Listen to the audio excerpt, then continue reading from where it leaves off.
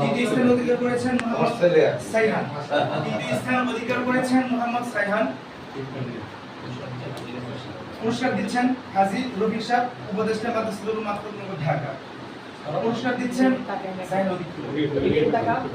পুরস্কার দিচ্ছেন মাদ্রাসার উপদেষ্টা হাজী মোহাম্মদ রফিকুল ইসলাম সাহেব, উপদেষ্টা মাদ্রাসাতুল মাকতুম ঢাকা। দুই হাতে ধরো, অধিক তাকাও। জি, আমাদের দ্বিতীয় পর্ব ছিল হাদিসে পাক সাল্লাল্লাহু আলাইহি ওয়াসাল্লাম। এই পর্বের মোট বিজয়ী হয়েছেন চারজন। প্রথম স্থান অধিকার করেছেন মোহাম্মদ সফিউল্লাহ। পুরস্কার দিচ্ছেন জনাব আলহাজ মুজিবুর রহমান। যাদেরকে নামটা পাই দাও দিয়ে আসো। পুরস্কার দিচ্ছেন জনাব আলহাজ মুজিবুর রহমান।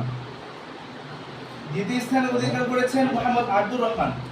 দ্বিতীয় স্থান অধিকার করেছেন মোহাম্মদ আব্দুর রহমান।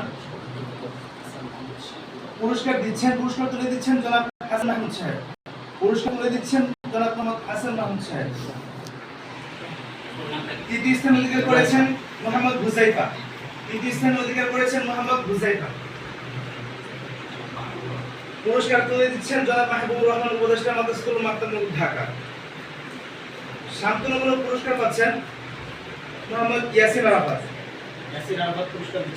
পুরস্কার দিচ্ছেন জনাব কামাল হোসেন সাহেব। পুরস্কার তুলে দিচ্ছেন জনাব কামাল হোসেন সাহেব। তৃতীয় পর্ব ছিল শব্দার্থ।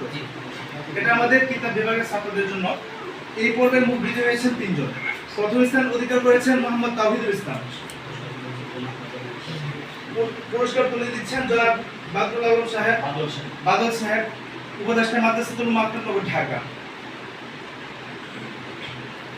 দ্বিতীয় স্থান অধিকার করেছেন মোহাম্মদ সিয়াম হুসাইন। পুরস্কার তুলে দিচ্ছেন জনাব খালেদ সাইফুল্লাহ সাহেব। পুরস্কার তুলে দিচ্ছেন জনাব খালেদ সাইফুল্লাহ সাহেব। তৃতীয় স্থান অধিকার করেছেন মোহাম্মদ আরাফাত হুসাইন। তৃতীয় স্থান অধিকার করেছেন জনাব মোহাম্মদ আরাফাত হুসাইন। পুরস্কার তুলে দিচ্ছেন জনাব সালিমুর রহমান সাহেব। পুরস্কার তুলে দিচ্ছেন জনাব সালিমুর রহমান সাহেব।